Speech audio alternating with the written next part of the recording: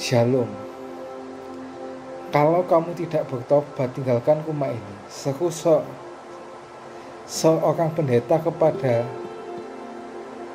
anaknya yang terlibat pergaulan bebas. Tapi anaknya itu langsung minggat dan juga menyewa kos. Nah, ini suatu malam ayahnya ditelepon seseorang yang mengatakan bahwa anakmu dipenjara karena terlibat perdagangan narkoba. Nah, segera sang ayah ini mencari anaknya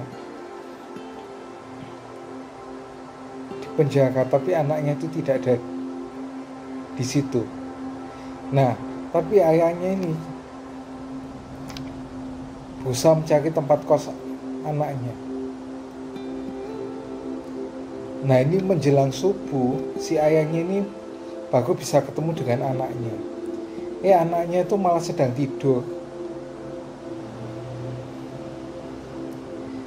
Si ayahnya itu masuk ke dalam kamarnya, berlutut memeluk dan berkata, "Kamu baik-baik saja kan, Nak?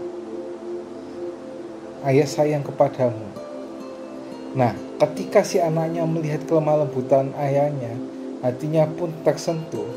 Ia pun pulang dan bertobat. Kelemah lembutan terkadang dipandang sebagai kelemahan.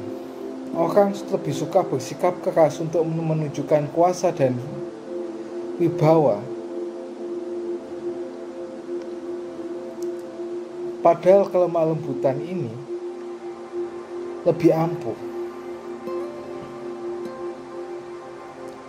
Nah, ketika Rasul Paulus berkunjung ke Tesalonika, para lawannya menghasut jemaat. Kenapa kok sampai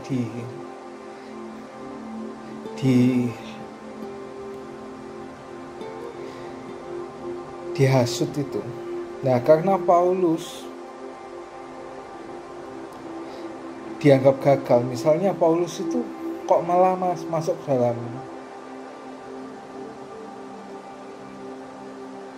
penjara, Paulus itu dianiaya dan sebagainya.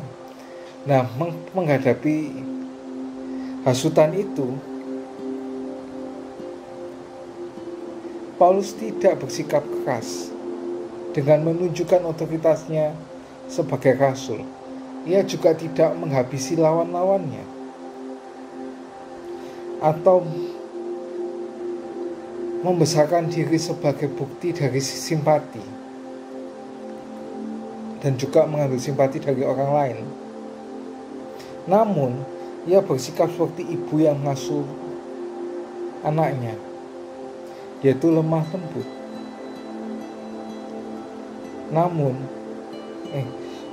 Namun dia berusaha mendengar dan memahami kebutuhan mereka itu. Belajar merendah dan melayani itulah yang membuat Rasul Paulus ini disegani. Nah, apakah kita itu dikenal sebagai orang yang kasar atau yang lemah lembut? Suka memotong pembicaraan orang lain atau membiarkan orang lain itu berbicara sampai selesai? Pemarah atau mudah mengalah? Jika kita mau dihormati, maka terapkanlah kelemah lembutan. Jadi, hati yang keras itu bisa dikalahkan jika kita punya senjata kelemah lembutan. See you and God bless you.